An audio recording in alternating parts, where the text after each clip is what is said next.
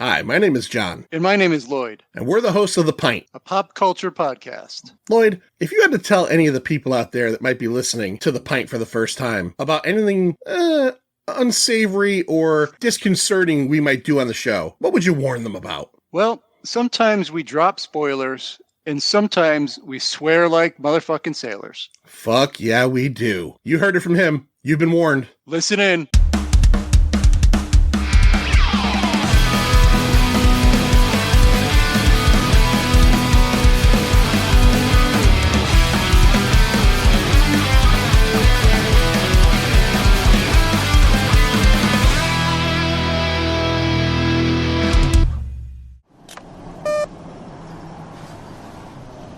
Honey, come on over here, sugar buns. This machine just called me an asshole. Welcome to a brand new episode of The Pint, a pop culture podcast. My name is John. My name is Lloyd. My name is Officer Mike. And my name is Dixie Boy. Dixie Boy. Yeah, we got two Green Goblins, a Dixie Boy, and an Officer Mike on tonight, and yeah, if you can't tell, if Green Goblin isn't a hint, or if you just didn't look at what episode we were doing, or Dixie Boy's not a hint, We're talking about 1986's. Well, I didn't even think about that. 40 years. Yeah. Wow. All right. Damn. Yeah. Wow. Okay. I never factored that. We're doing this episode. This is a Pint Insider dedication for Officer Mike, who's here with us, because I found out that he's a huge fan of this movie, which took me a little by surprise. Not saying that I expect more of Mike. I do expect more of Mike, but it took me a little bit by surprise. We're talking about 1986's Maximum Overdrive. Let's get into it. I'm ready to go in, Coach. Just give me a chance. I know there's a lot riding on it, but it's all psychological. Just got to stay in a positive frame of mind. So, Mike, before we start talking all of the things about this movie, give me your history with this. Because, like I said, when I reached out to Larry and I said, I want to do a dedication for Mike, and I said, what movies does he love? And then in typical Larry fashion, he he gave me a bullshit answer. And then when I texted him back an hour later, he called me a dick. And then 2 hours later said Maximum Overdrive. I got him a sweet hoodie and he loves it. And I said, boy, I wasn't expecting that. So, Mike, what's the history here? So this hit right at my sweet spot. So I was a Stephen King fan from young age. I read, the short story Trucks. I read all of this stuff up to that moment. I loved AC/DC all through high school. So it was one of my favorite bands. And so I looked it up when this came out. I was just starting high school. I was 13 years old. And it was coming together, Stephen King directing his own story with a full soundtrack by AC/DC. It's absolutely made for me at that moment in time. So I do love it. I'm the ringer here, so we'll go through and you guys can shit on it, and I'll be here. And I have my hoodie that he got there. He got me the truck so I can drink out of it. Oh wow, ooh. You are Maximum Overdrive. Right. All right. Okay. Andrew, coming over from recent activity, of course. Andrew, what's your history with this thing? Are you a big Stephen King fan? I don't know that about you. I am. I read a lot of King when I was younger. I've had Scary Larry on my old podcast, the Nomcast, when I did Netflix exclusive original movies, and King, there's a bunch of Netflix originals. Yep. And we've had him on there talking King, and it was nice to kind of reminisce. It was like middle school for me. I would go to like the book fair and be the psycho looking for like the new Stephen King and Garfield books. Like that's my weird, Venn diagram of being like 11. Just like I'm a psychopath who loves murder and blowing stuff up and weird stuff, but also hate Mondays. Yeah. Hates Mondays, loves lasagna. Yeah, exactly. Yeah. Yeah, no, this movie, I actually missed this one when I was younger, because I tended to go more towards the thriller and the horror, and maybe, this is just coked out madness, whatever you want to categorize it genre wise. But for some reason, this one slipped by me, and I didn't see it until Larry did it for Connecticut Cult Classics, and I saw it for the first time then. Yeah, right. That was a while ago. Yeah. Yeah. And I had no idea that, Mike, that must have been like a great night for you, right? Well, that was me pushing all the time, because we did several. We're about to do, I think, our 5th Stephen King night. And so I was always like, Maximum Overdrive. And he kept pushing me off. And I said, no, we have to fucking do it. I said, if I'm doing the back end here on this show, we have to show this movie.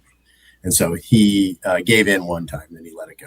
And played it first on the double feature, which I thought was bold. Yes. Yeah. What was the second movie? Was it Carrie? Was it Carrie? I believe so. I think that was Carrie night. Maybe it was Carrie. Okay. That was the first time I'd ever Because seen you had Carrie. never seen Carrie, right? Yeah, I'd never seen Carrie. Wow. Carrie with the scene that still out of, everything in Carrie, which is a very good movie and has all these things that are very memorable. The crazy mother character and, the absolute terror that Carrie unleashes at the end. I still remember mostly the scene where John Travolta's getting a blowjob, yet she's talking the entire time while she's doing it. And I'm just like, I don't know if this movie knows what happens during a blowjob. Manster, you're a huge Stephen King fan. Is this one that has always kind of been, without giving your cards away, like a favorite, or did you read the Trucks story when you were younger? Oh, This is from 1980, probably early 80s. So I have the paperback version of Night Shift, which is where it appeared after it appeared in Cavalier magazine in 1973. I loved it. Cavalier? Master, not No, reading Cavalier? I was too young for reading Cavalier back then. I'm gonna just feign ignorance and say that Cavalier sounds like a jerk off magazine that tries to have smart stuff in it too, right? That's what it is. Yeah. 1973. The centerfold was a black woman with a giant bush, and and then afterwards there was a 3-page Stephen King story. It's for the articles. Sounds great. But when I discovered Stephen King in high school in the early 80s, I just devoured everything that was out there. And I went in order. The first thing I read, I think I've said it 100 times, was Firestarter. And then I just went back in time and started with Carrie and just made my way all the way through. So I'm sure I read this before I was even out of high school. And I was psyched. I saw it in the theaters when it came out. I don't really remember that it was my favorite movie out there, but it's fun. It's a great. I don't want to give anything away, so yeah. All right, Manster, tell us all about the production of this film. Well, Maximum Overdrive came out July 25th, 1986, like you said, so 40 years. Written and directed by the master of horror, Stephen King. At the time, he was like the most bankable thing around. But he had zero directorial experience. He even admits he was coked out of his mind, doesn't remember making the film. He disowned it, calls it a moron movie. He has not directed ever since. On-set translator for the cinematographer didn't really see the coke action, but he said King was drinking from 7 a.m. till 7 p.m. every day. So totally drunk all the time. So his previous writing / source credits for movies would be Carrie, Cujo, The Dead Zone, Christine, Cat's Eye, and Silver Bullet. There's plenty more, but he doesn't get a lot of credit on those. I read something today that I had never heard about this movie before. And, everybody always talks about the Poltergeist thing with Tobe Hooper and Steven Spielberg. Apparently, George A. Romero spent a lot of time. Andrew, you read this? I did, yeah.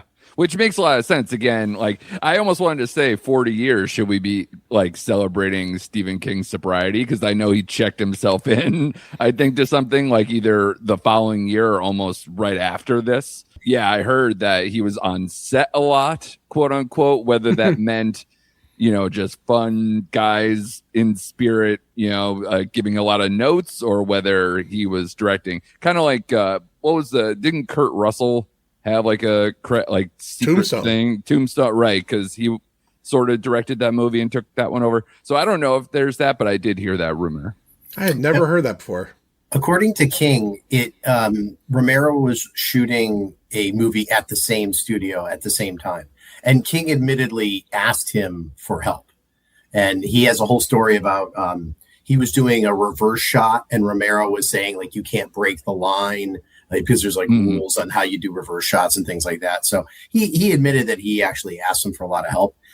I don't know that we could say he ghosted it, just like the Poltergeist Spielberg option, but he was there, and he they're buddies way back, and so they helped each other out. Yeah, Creep Show, of course. Yeah. Yep. Hey, you never directed before. You got to get help from the best, You guys were talking about like the whole coked out thing. He has said that even though he's never done it again, and probably at his age he won't, he said he always wanted to direct another movie sober to see if he could actually do it, which I thought was funny.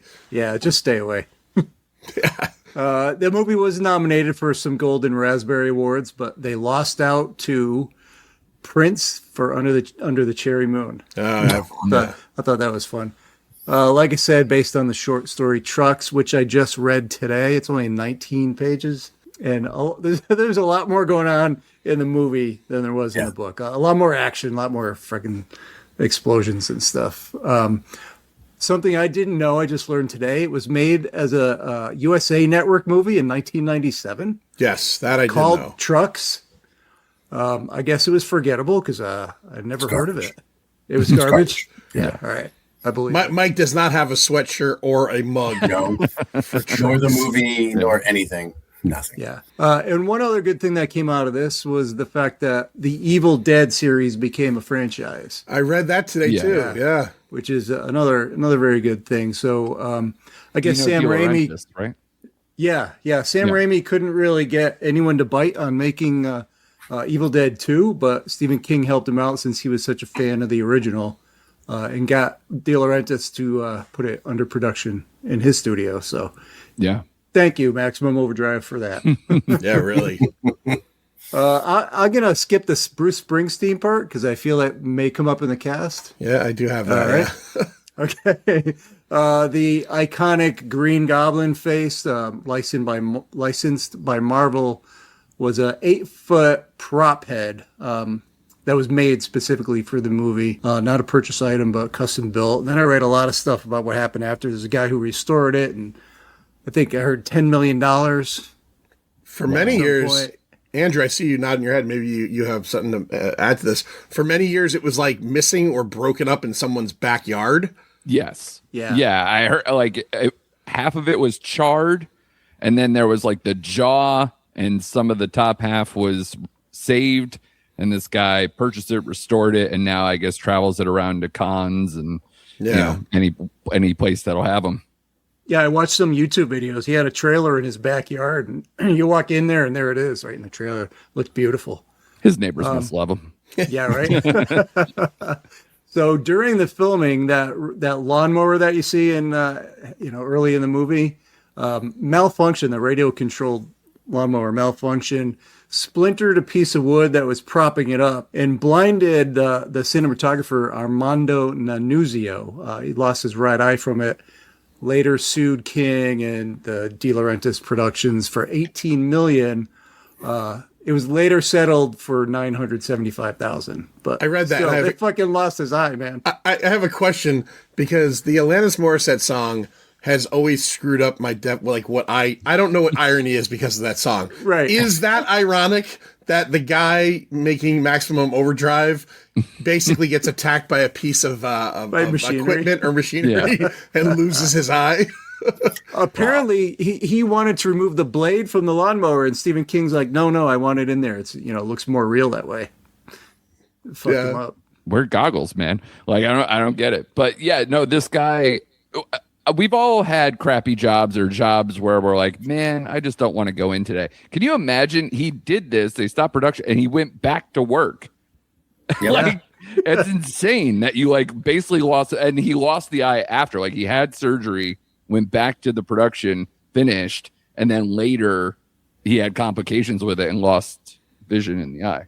It's just as bad as the idea of being like, I lost my eye making The Godfather. Well, hey, look, you have you have contributed to society, my friend. Thank you for your sacrifice. This guy forever is like, I lost my eye and making that a piece of shit. Maximum Overdrive. Right. They're like, do you mean based on the book Trucks? Poor Mike. He's just like, I came here to celebrate. What's wrong? No, but I mean, look, you talk about irony, but the joke. It's the worst joke in the world because he did say, take it out. And several people said, take it out, the blade. but King insisted on it. And then they even said, you will never see the blade in the movie. But King said, no, we're doing it. And you don't. And then, you don't. And then, he loses an eye. Like, that's like, I told you so a billion times over. Yeah. Like, what the fuck? You Awful. fucker. No. Man, oh man. So filmed from May 13th to August of 1985 in and around Wilmington and Leland, North Carolina, which was a right-to-work state, so he could bypass unions and hire whomever he wanted to. So you got the Dixie Boy truck stop, which was basically a massive set built just for the film. And then Isabel Holmes Bridge was the infamous drawbridge disaster in the front there, right in the beginning. Music by AC/DC. King loved the band, so he went to them and they agreed to do it. It's got 3 new songs made just for the movie. So Who Made Who, DT and Chase the Ace, which were instrumentals, I guess. And then, a bunch of other hits. You Shook Me All Night Long, Hell's Bells, For Those About to Rock. Yeah, and all the guitar stuff, like the scored guitar stuff, that's AC/DC, right? Like, Yeah. I think it's cool. I think I like it. It's really besides having the the established songs, and Andrew groaned, but I love Who Made Who. Oh my God. I fucking love that's a banger. That's a banger. But yeah, when you have the little character moments, and in the background you hear kind of like the bluesy rock guitar. Yep. I was like, is that Angus Young, or is that just like some? But yeah, it's all AC/DC.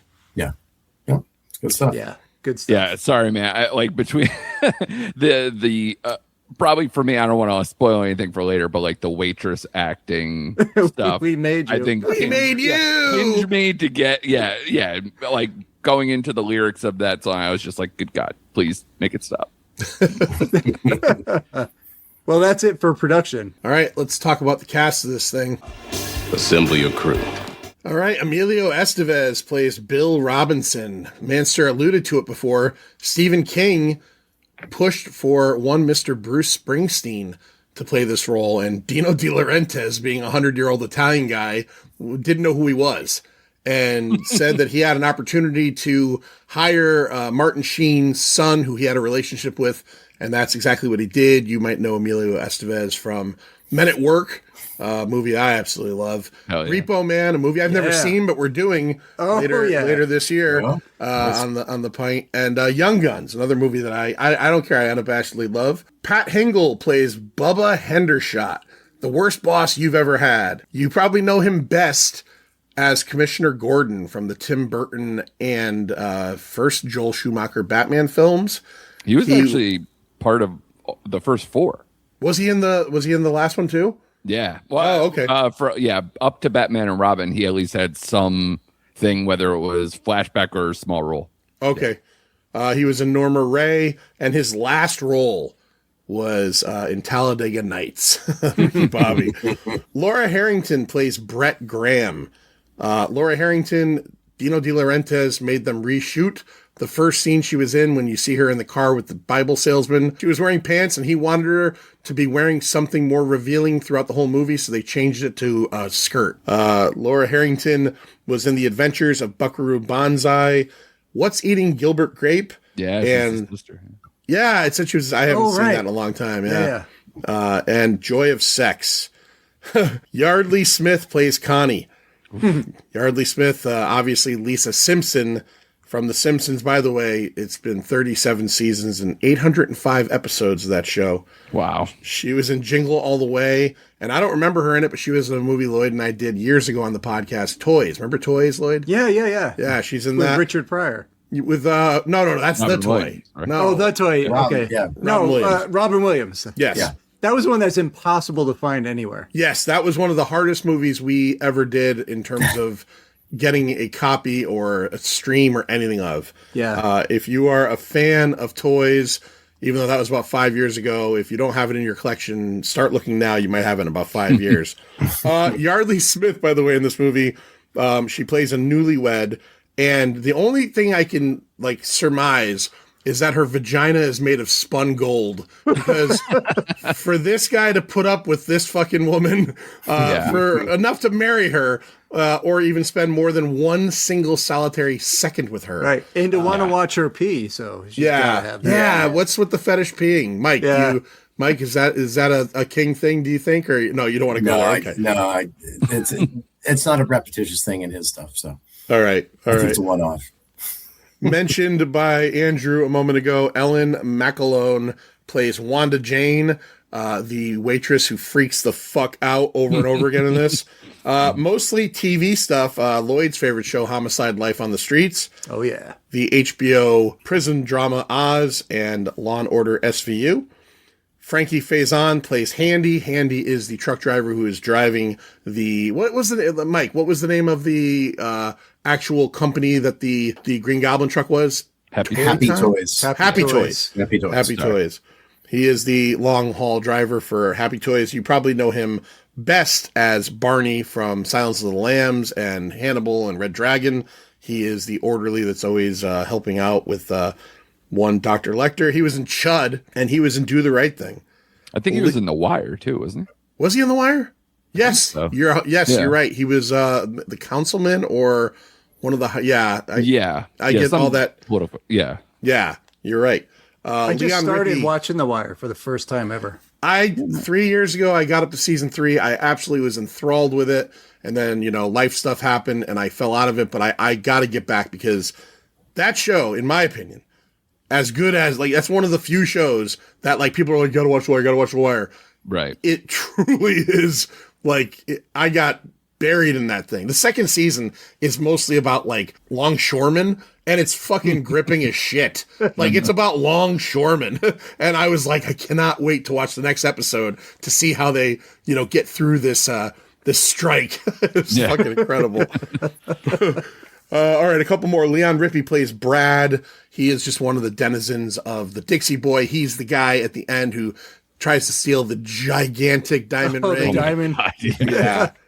He was in Deadwood, the TV series, and the movie. He was in the Arrival film we did on the Pint last year, and he was the general in Stargate, the motion picture. And then we got Holter Graham plays Deke Keller. That is the young guy trying to get back to the Dixie to find his blinded father, who's also dead. A lot of TV stuff, Army Wives, Rescue Me, and Law and Order. And then finally, I got to throw this in there, as video player. Yeah. It's Giancarlo Esposito. I have never known this ever before, and I'm watching it this time, and I see him like, is that Giancarlo? Yeah. Sure. Yeah. 28 years old. Yeah. 28 years old, super young. Everybody knows him from the things they know him from, so I'll give you a couple other things. He was in Maxine a couple years ago. He did a lot of stuff with Spike Lee. He was in Malcolm X. And a film we did over on the Pint Insider, me and Hot Coffee Lawsuit. And it's the same thing. It's a few years after this, but when you see him, you're like, whoa. Harley Davidson and the Marlboro Man. He will probably never admit to that because that's not a good one. But all right, let's get into this movie. Officer Mike, why don't you open this up into the immediacy of kind of like the opening crawl, and we find out kind of what's going on Earth at this moment. So we see a picture of the Earth, a globe basically spinning in the space, and we get the text that's letting us know that for the next 7 or 8 days, the Earth would be in the tail, the diffuse tail of a comet that has pulled in, and it was orbiting around with it. And that's kind of starts off the story. Then we kind of bring ourselves down and zoom into Willington, North Carolina. If you're sharp-eyed as you go by, you'll notice that a bank tells you to fuck off. Yeah. And then we zoom right in on Stephen King himself trying to use the ATM. Yeah. And I mean, it's a hell of a kickoff to the movie because, I think a lot of people expect this to be scary, because he's the master of horror and all this other stuff. But I think he's kicking it off himself, telling you this is going to be fun and jokey. And, he flips up his glasses and he starts yelling for his wife that this machine just called me an asshole. Cue in the AC/DC and you're off to the races. Yeah. And then Andrew, we kind of get to I don't know, is that a drawbridge? Is that what you call a drawbridge? Sure. Yeah. I guess. Yeah. Get to a drawbridge with a couple of the drawbridge workers are not paying attention, playing rummy or something, and kind of guide us through that whole thing. Yeah, I mean, the classic. I've always had this nightmare. I don't know, a lot of people, if you drive from New York back to Connecticut or whatever, going, I think it's down the Merritt Parkway into the New York area. There's a drawbridge like this, but much smaller. I always get stuck on it, and I hate it because it takes forever. And yeah, we see the two operators not paying attention. All of a sudden, it's operating on its own, coming up, and classic. All the cars get stuck on the bridge, and they start going backwards. And in this, like you said, Stephen King already set the tone with the ATM and the bank and everything. And now even in this, which is probably I don't know if you want to call it scary, but like the most crazy part, especially early on, just seeing like all through people's windshields and the watermelons going everywhere. Right. Watermelons everywhere. Marla Maples is in there. The ex Mrs. Trump is the blonde in the car that the watermelons are flying around and everything. Yeah. Yeah, I think all these windshields are just made of just the thinnest ever glass. I don't know what that is. I was gonna wait till Andrew was done and say like this. I love watching movies from the era when cars didn't have tempered glass because everybody is just smashing through windshields left and right. It was so great. I think from front to back, practically somebody like kind of goes through. Oh yeah, someone does. Yeah, which is incredible. Yeah, probably. I think it's probably my favorite scene in the whole movie. I mean, because everything else is obviously very dependent on the Dixie Boy and the kitschiness of a lot of the machines that are attacking later. But I don't know. I thought this set like a really good tone, and then the rest of the movie happens. It's definitely a good opening. The cars falling, through the bridge opening and piling up, and it does give you a sense of like, holy shit, like people are dying here. Right. Even the AC/DC truck. There was an AC/DC truck. Do you guys notice that? Yeah, on the bridge. Oh, it's a van. Yeah. The classic van with the logo on the side. Right. Mike probably wanted that so badly as a 13-year-old. He probably started mowing lawns that summer, and he was like, his dad's like, Mike, what are you saving all this money for? And he's like, you'll see. In about 3 years, Dad, you'll see. Just as an airbrushing business right out of high school. Yeah. I don't want a magician on the side of this. I just wanted to say AC/DC. Yeah, exactly. Yeah. Manster, we kind of meet up with the folks at the Dixie Boy. Now, you had mentioned earlier on that it was a set. It was so convincing of a set that they said truckers kept stopping there, and they had to put an ad in the local paper saying, this is not a real truck stop, you fools. Stop trying to get blowjobs in the parking lot from some toothless hooker named Wanda. But Manster, we go there, and we kind of meet some of the characters there. Who do we have in this place? Yeah, we meet, this is where we see video player Giancarlo. We get Wanda here. We see Billy. We see Bubba Hendershot. Some other patrons. And a lot of crazy stuff starts happening all around here. This is where the chaos sets in. I think one of the craziest, most chaotic moments in this movie is, so Bubba Hendershot is the guy who owns this place, and he's a blowhard, and he's a dickhead, and he's the worst ever. And we find out that he's basically utilizing paroled criminals and making them work 9 hours, paying them for 8. Paying them for 7. But one of the craziest, most chaotic things he does here is at one point, Emilio Estevez's character, is a short order cook, and he's cooking eggs and all these things. And he tells him, I need to see you in my office right now. And Bill has the correct response. I've got eggs on. And he goes, I don't care. And I just thought, you're just going to burn all that delicious breakfast food. That bothered me so much. Yeah, we kind of meet all of our characters here, and it's basically just a bunch of archetypes, right? We got the waitress, we've got the mechanics who are kind of like porno reading slobs is how they portray them. Yeah. But you have Pat Hingle just chewing scenery, and he's so good as an asshole. Yeah. And he's just thick into the Southern accent, literally chewing on a cigar, just telling everybody to fuck off and calling everybody Bubba. Yeah, he calls everybody Bubba. Everyone by his name. Hey, Bubba. Yeah. When do we see at this point, the first signs of trouble there. I think everything just with the electric knife gets hungry. Yes. Correct. Yeah. Mike, talk about That's the probably electric the knife first a little thing. bit. So this is one of the dumbest things in there because, aliens or whatever could control machines, and that machine could certainly turn on and it could cut.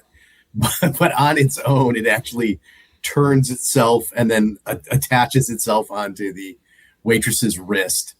And then our hero, Emilio Estevez, comes by, and we find out that this knife is only being run by a 9-volt battery. But he feels the need to get a hammer and he smashes it.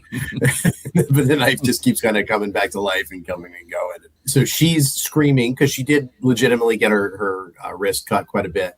She's bleeding. She's screaming. And then we cut to Giancarlo. All the video games are going crazy and they're showing. I read somewhere that those are psychological signs or whatever on the ESP screen. Signs. Yeah.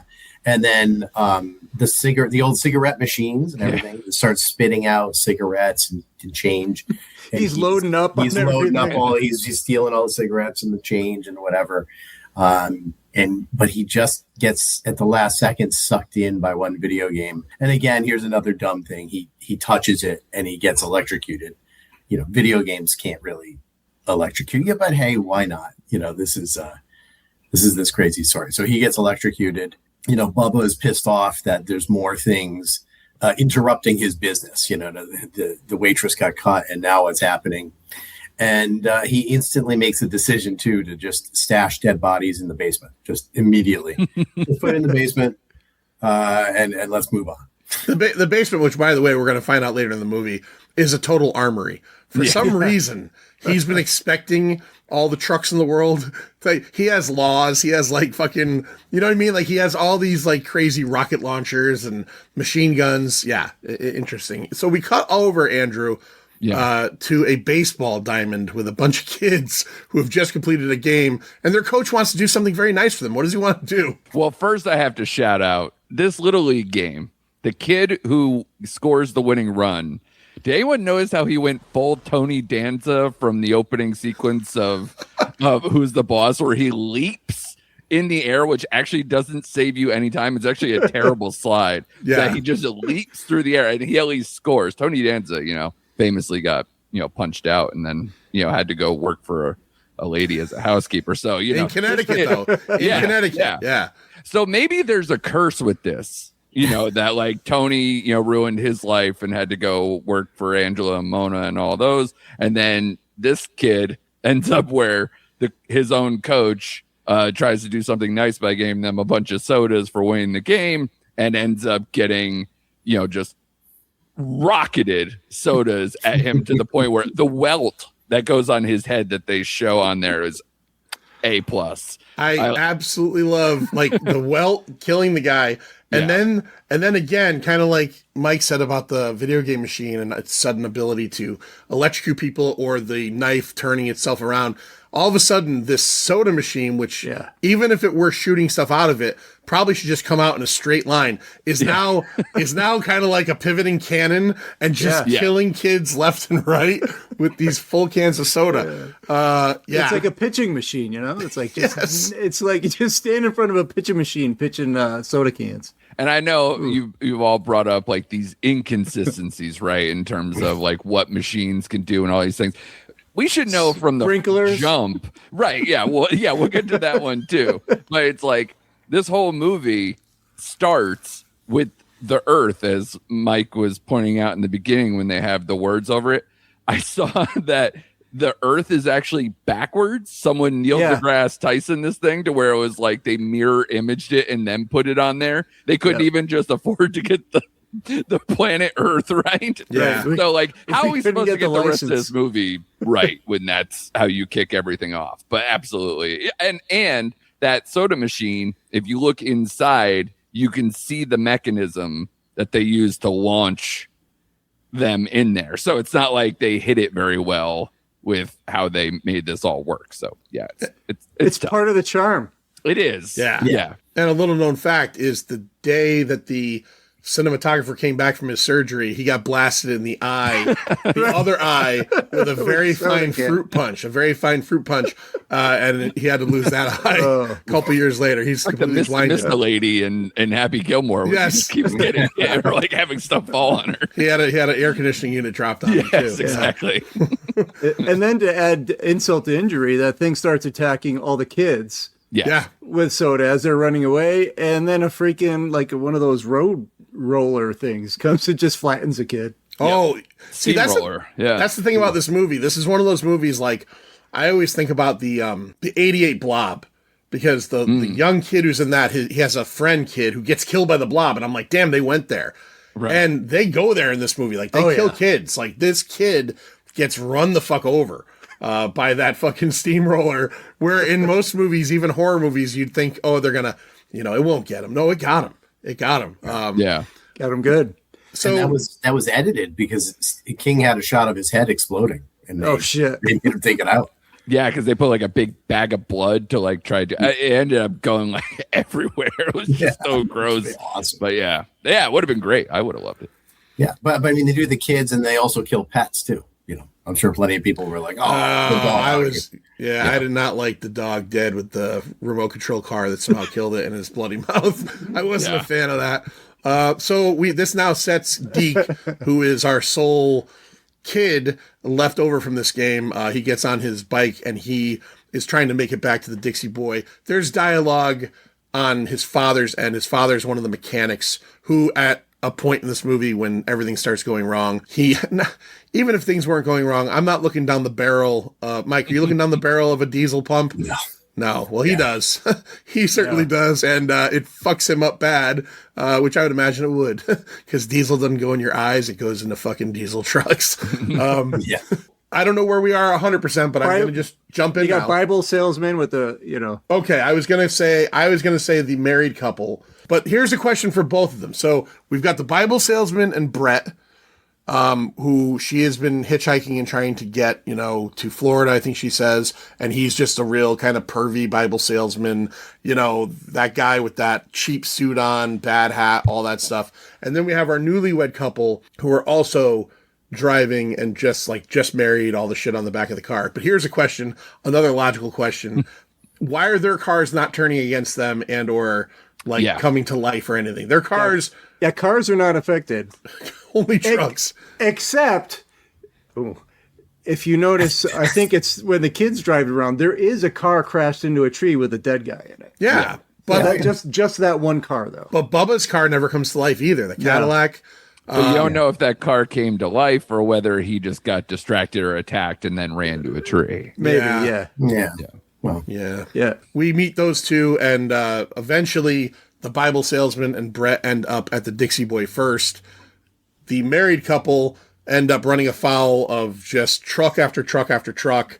They end up going to a gas station where they find a dude just eviscerated. I don't know what happened to him. So they try to get away, and there's a bunch of different little moments where they see trucks driving down the highway across from them. One of them starts chasing them, and then they end up in the Dixie Boy parking lot, and they flip the car.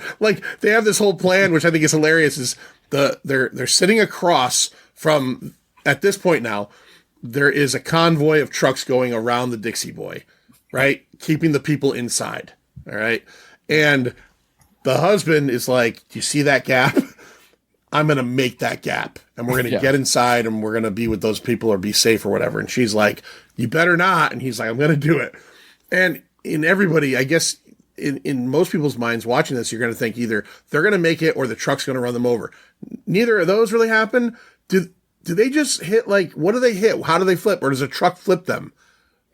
A truck. I think they clipped it. Yeah. Okay. All right. I couldn't flip them over because it was, he just did a poor job. He timed it so wrong. When he went, I'm like, no, not now. He goes across, gets hit, flipped over. They end up inside the Dixie Boy. So now everybody is in there. Mike, I got to ask you a question. In the history of movies, yes, has there ever been a woman that has been more into a man faster than Brett is into Bill the ex-con? Well, I mean, look, it's Emilio Estevez. And yes, in movies, people fall in love at first sight. all the time, unfortunately. So I think more than her digging him, because the same age and, he's an attractive guy, whatever.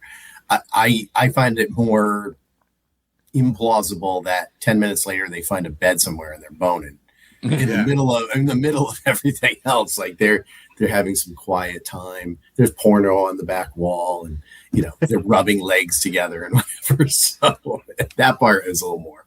But yeah, that happens in movies. Love at first sight. They're there. And they get to catch naps pretty routinely. Like, it's a pretty nice takeover as far as like, big machines taking, encircling you and smashing you. And, that it's pretty nice to be able to kind of conk out, grab some sex and a nap and a cigarette and get back to business. Yeah. I think it's pretty sweet. In some room in the back, just whatever. Yeah, and nobody except for the waitress is really freaking out over this whole situation. They're just all chilling. They're all kind of like, okay, well, we'll see what happens here. Nobody, I mean, you're surrounded by fucking sentient trucks. That's a big deal. That's a big deal. But yeah, we got couples having sex. We've got the married couple in a booth, like canoodling with each other. Getting a hand job under the blanket. We got a lot going on there. There's also a lot of rando dudes. Like when it kind of pulls back, there's like, I don't know, like 6 or 7 rando dudes. Just, I guess they were hanging out in the drug stop. Yeah, it felt like there was more and more as it went along. Like people were still showing up and like, just hanging out, just somehow slipping past this encircling madness of trucks going on. I have no idea how that happened. Did you guys happen to notice? I don't know if this is me because I still have, younger kids and I'm still in that demo. There's one of the ones that almost kills the newlywed husband, the tow truck. Did anyone notice that it looks exactly like the Mater, whatever, the tow truck from Cars? It looks exactly. It's like dark brown. It's got the same like headlight, like same type of figure to it. I was just like, if Larry the Cable Guy started talking, I would have like just lost my mind. Oh my God, I didn't notice that. I did read that a lot of the trucks they used, except for I think the Green Goblin truck, I don't think that toy company is real, but a lot of the other trucks are actual local companies. Yes, like they're real logos, and they let them use them because they lent them to production or whatever. I think that's pretty interesting. Now we got everybody together. Mike, this is your movie. What is the first beat where we either try something different or maybe some action happens here? Well, we run out because you mentioned that the couple comes in, the newlyweds, and they run out and they go grab them. But a truck turns in and just comes right at Emilio Estevez and everybody. And out of nowhere, Pat Hingle just rolls out with a missile launcher and just takes out the fucking truck with a missile launcher. Like no warning to the people there. Yeah, he's just like, bing. He's like, boom. The whole truck blows up. And I think that kind of kicks it off because everybody's like, yo, where the fuck did that missile launcher come from? We segue into a really great scene where one of the mechanics is the dumb guy is taking a shit. Yeah. And Emilio's talking to him while he's taking a shit with fart noises while he's reading a porno. I don't know if it is 100% sure, but as I was watching this, I'm like, why do I know those fart noises? I think that, so there's a song on Mr. Bungle's first album, Slowly Growing Deaf, that ends with a long sketch of somebody taking a dump. There's no dialogue in it. That's from the movie, but the dump sounds are the same, and I will send you a copy of this song so you guys can hear what I'm saying. But well, that's so a good ear you got. Yeah, well, I've been listening to this song for 35 years, so like one of the farts, like, and then it's a bloop. I'm like, that's from Mr. Bungle, or it's a common like Hollywood fart sound. Like they got it off some CD. Yeah, they got it off some CD. But I'm listening to it going, oh my God, is this from fucking Slowly Growing Deaf? But yeah. So yes, Mike, I'm sorry. He's taking a dump and Emilio is grilling him because why? Well, because where the fuck did Pat Hingle get a missile launcher? And he admits finally to Emilio Estevez that he has everything under the sun in the basement. They go down in the basement. We get the shitty jump scare because there's a dead guy on the floor. But then there literally is everything. I mean, there's M16s, there's rocket launchers, there's every, handgun and just everything under the sun, and way more than they ever even use. I mean, it's that like the Matrix when it comes in with the endless racks of guns. I mean, it's 10 times more guns than you ever need. So that kind of kicks off, and hey, now maybe we can fight back, and maybe we can figure out a way to get out of here. Now, Andrew had mentioned before that Deke is riding back through. Andrew, he rides through a neighborhood, and what kind of carnage? We kind of talked about it a little bit, but like, what is he seeing out there in the world? Yeah, I mean, I remember the RC police car going through the dog's mouth through its head or whatever.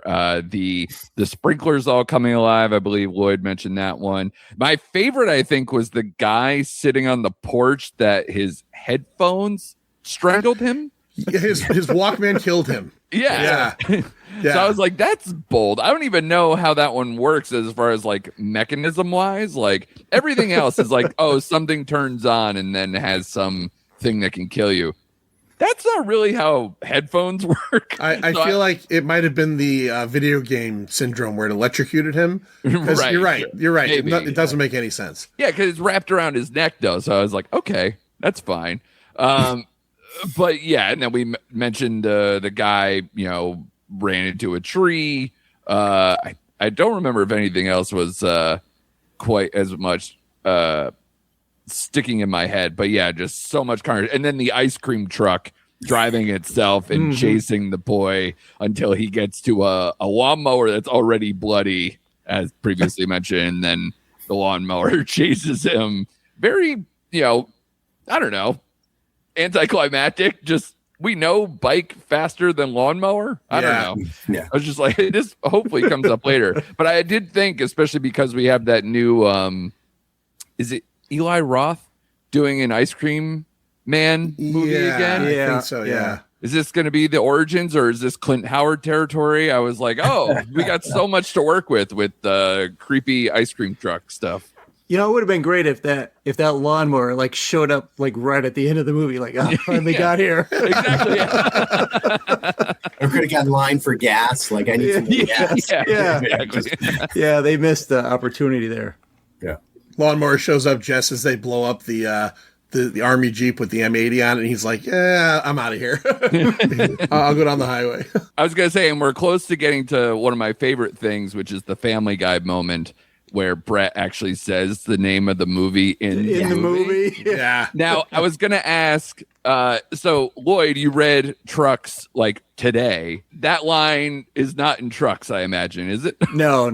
It's Okay. not. Nope. Okay. That's disappointing. Yeah, it's funny you say that, Andrew. I know that's an old joke, but when she said that, I said out loud, I went, she said the name of the movie. Yeah, you start pointing at the screen. I did the same thing. I did it. I do it. Yeah, I get all excited. It's so dumb. It's just a dumb phrase. It's never been said before, ever. No. And she's just like, until every machine in the world went into maximum overdrive. Yeah. Yeah. Like she needed to say that, especially like in that way, because all she was doing was just saying like, oh yeah, I'm hitchhiking to Florida. Like who talks like that to like bring it up like a campfire tale? Well, the funny thing is all the way throughout the movie, her and Estevez, their intimate conversations are always the explanations of the movie. Like, yeah, totally. For no reason, he starts figuring out that aliens are doing it. And all that's the worst one. Yeah, we could get to. There's exposition everywhere in this movie. On the radio, the scrawl, just everything. Yeah. But hey, he makes love like a hero, so who cares? Oh, Jesus Christ. Of course he does. The hero talk. Oh, my God. Oh, yeah. Master Deke eventually ends up making it back to the Dixie boy. At what point and for what reasoning do they decide that they're going to go into the underground tunnels, Manster? What happens there? Well, first thing is when Deke arrives, he knows he can't just drive through the trucks, but he sees a little sewer tunnel, but that's covered with a grate. So he's just, unbeknownst to us, he's trying to find a way in. In the meantime, earlier in the movie, we didn't talk about it, but the Green Goblin truck nails Willie Loman or whatever that guy's the preacher, the Bible salesman name is. That's And right. He goes flying into a ditch, assumed dead, and then the next evening, I guess, we hear him just sort of screaming, crying out, "Help me, help me!" And then Curtis, the husband, and Billy decide to go down there in the sewers and help him. At the same time, Deke kind of comes across him, and he's not dead because he's asking for help. But then It's like the Mustafa thing in Austin Powers. Like, I'm only mostly dead. Or yeah, mostly dead. Yeah. Yeah, and then you get the old jump scare because he sits up one last time, and by the time Billy gets there, he's basically dead. Yeah. They Be travel creepy one last time, trying to grab his legs and threaten him. Yeah, right, exactly. They decide to go out to get him. They go under the sewery type tunnels, and like Manster said, he's already gone. So they go back. So at this point, so now we know there's tunnels. right? Yeah. And now at this point, is this the point? I watched this a few days ago. Is this the point where the trucks start to send out the Morse code messaging? Yeah, that comes pretty much next. You get that platform truck that comes with the turret. Right. And it starts shooting everybody up inside. That's where Bubba gets killed in that scene. Yeah, well, that was the way to get it down to a manageable amount of characters. Was yeah. And as Andrew mentioned, we have earlier he mentioned the Wanda character has a couple of freakouts where Mike, what does she want to know, Mike? What does she need to know? What is she demanding against these machines? Well, she always has a huge Coors bottle in her hand, and she keeps smashing it every time. Smashing it. We made you. You can't do this to us. We made you. And there's a kind of, we see for like a half a second, she comes out of the back room with Bubba. And I think after Bubba gets shot, her quote boyfriend, it sends her over the top and she runs outside. And she just says, you can't do this to us. We made you.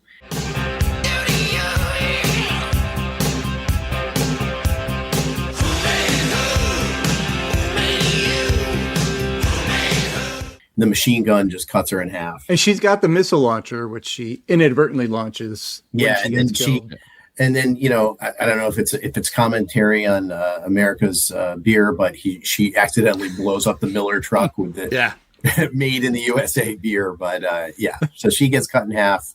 So she's out of the way now. Everybody else accepts the facts that the trucks are alive, and they'll go from there. But then, John, we get into they insist.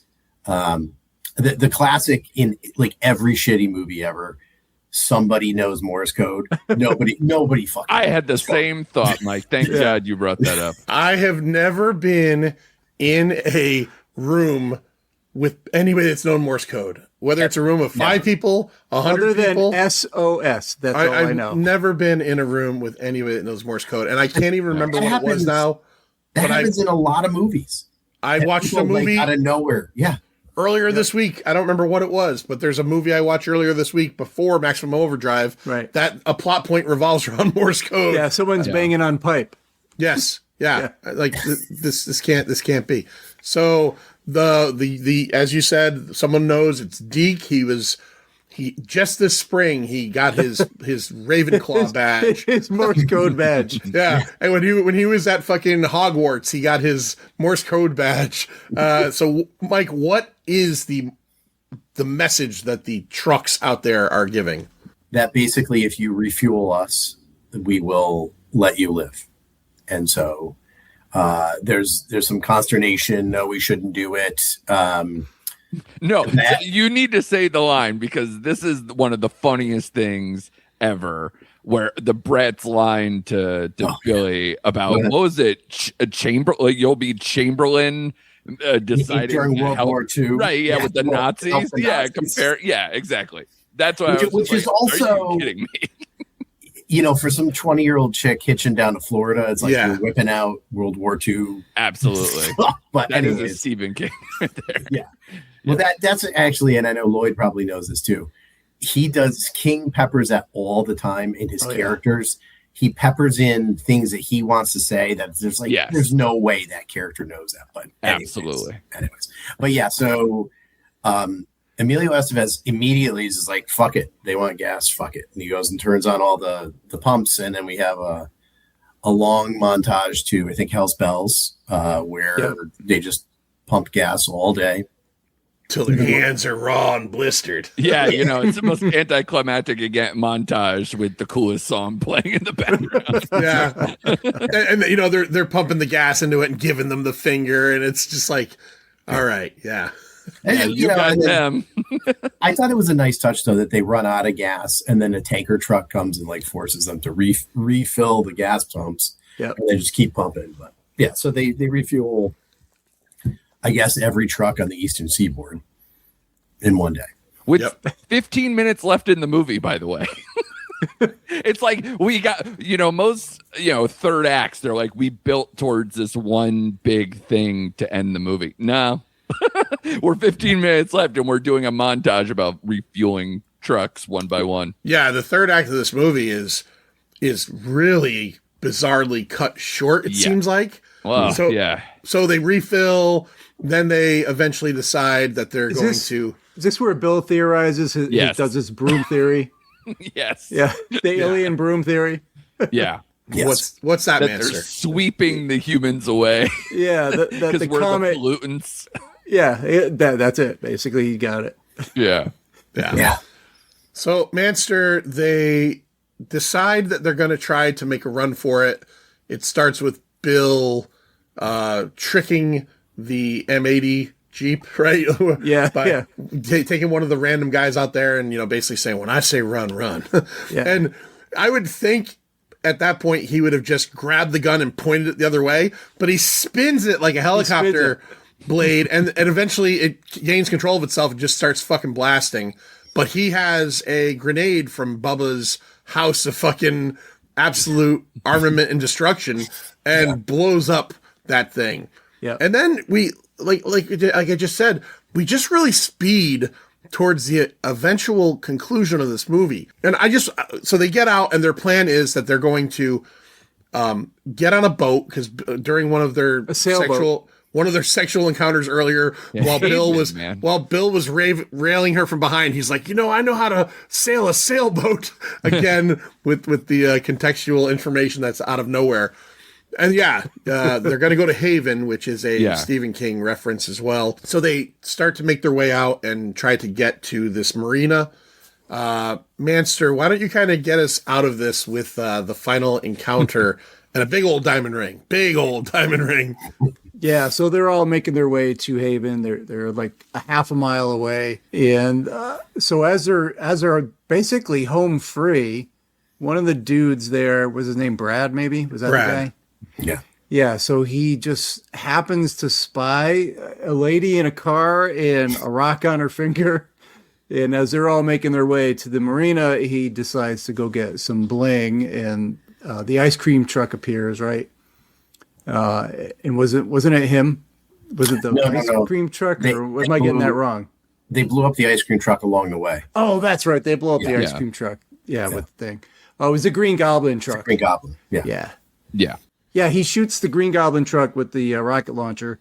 I think he gets it right in the mouth. Gets it in the mouth. He gets it in the mouth, and the truck blows up, and basically that's it. Party time. It's pretty much over right there. Jump on the boat. It is so anticlimactic. I'm not even throwing this in towards my rating or anything, but like every time I see this movie, the last time I saw it was when Mike and Larry showed it. I'm always like, that's it? Like they just use a rocket launcher on it, it blows up, and then we get our final little crawl, Mike, which tells us what? That's after a day or so from where we are there, a Russian, quote, weather satellite that happened to have nuclear bombs on it blew up a UFO that was hidden in the tail of the comet, and the comet passes by Earth and everything's fine again. So we're insinuating that because the survivors went out and they were on the island, then there was the point of the island is there's no motor cars or anything there. They lived because then at the end of the crawl it says the survivors of the Dixie truck stop are still survivors. Yes. And we immortal. Yes. So that is the 40th anniversary of 1986's Maximum Overdrive for our good friend Officer Mike here, who, again, has the sweatshirt and the mug to prove that he loves this movie. Manster, let's talk about the box office. So I'm talking about fractions of a penny here, and over time, they add up to a lot. With a budget of $9 million, opening weekend, it made $3.1 million. Came in number 7, so not so great. Shit, that's not so great. Not so great. Not a good sign. And then on the year, it basically doubled that. 7.4 million on the year. I mean, I know you probably don't have it, but I would assume, because this is basically like a cult classic film now, this must have made its money back, like on VHS or... Yeah, like, I didn't notice, but yeah, I'm sure it did. It's a cult classic. That weekend, top 5 was Top Gun, Ruthless People, Karate Kid Part 2, Heartburn, and number 1 that weekend was Aliens. Oh, fuck yeah. Aliens? Yeah. Hell yeah. I went and saw Aliens that weekend, so I certainly remember that. Let's rate this fucking thing. Little Hand says it's time to rock and roll. Bring the noise. 0 to 5, 0 being the absolute worst thing ever, 5 being the absolute best thing ever, quarter and half scale optional. Let's go to Andrew Morgan first. Andrew, I have a feeling you might be the low on this, but I'm not sure. So let's see what you say. That. I think we made it pretty clear that the third act is like kind of a travesty, even though it has a lot of action and whatever. I think just the kind of like, what the fuck moments happen more towards the end where I just go, huh?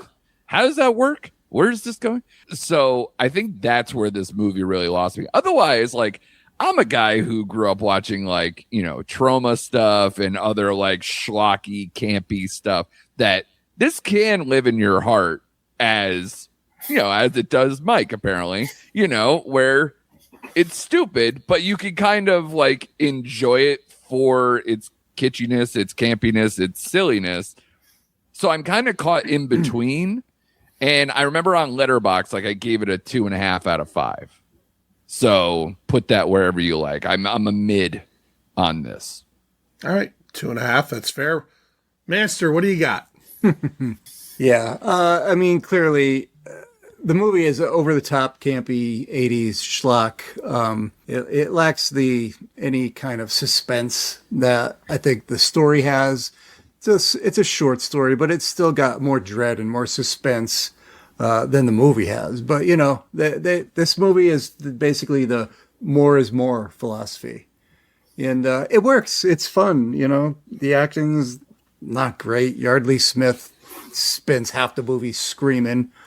Emilio Estevez is kind of like a character that belongs in some other movie, sort of. But I don't know. The soundtrack I like it. I know Andrew doesn't like Who Made Who. But I like the song. I do like the rest of it, though. I like the soundtrack for myself. Yeah. It's not a good movie, but it's a fun bad movie. I'm gonna give it a 3.25. Okay. Yeah. All right. We'll leave Mike for last because this is for Mike, and I want to hear him last. So I'll go. I think I'm gonna split a little bit and say like a 2.75. There's some things this movie does very well. The ending is not one of them. The last 20 minutes of this movie is a real fucking shit show. Like Andrew said, it's like pumping gas. And then our final confrontation with this like unbeatable evil is just like a law rocket up its ass and it's over. Right. But I feel like one of the things Stephen King did right is I feel like a genuine sense of fucking menace from like these trucks. Like I would not want to be dealing with this shit. And I read that one of the things he did was he drove his motorcycle from Maine to North Carolina before filming started because he wanted to ride on highways near big trucks to kind of like feel that. Yeah. And I don't know if it was that or the cocaine or a combination of both, but I feel like he managed to relay that on the screen. I just want to pause for 1 second. Yeah. He and his son, I think it's Owen. I don't think it's Joe Hill. Have a story called Full Throttle, and it deals a lot with on the road. I read the comic. Yeah. He did a comic. Oh, you did? of that. Okay. Yes. A few years ago, I think IDW did a two issue story on that. Yeah. So I'm thinking some of that translated to that story as well. Yeah. But yeah, I enjoy that stuff. I like a lot of the, the humorous aspect of some of the machinery deaths that we have here. The soda can. It's fun, but it's also brutal. It's killing kids. Slams that dude in the head. It's pretty brutal. Yeah. So there is some meat to be picked here. But yeah, I'm going to go 2.75 because I could have gotten it to maybe a 3, maybe.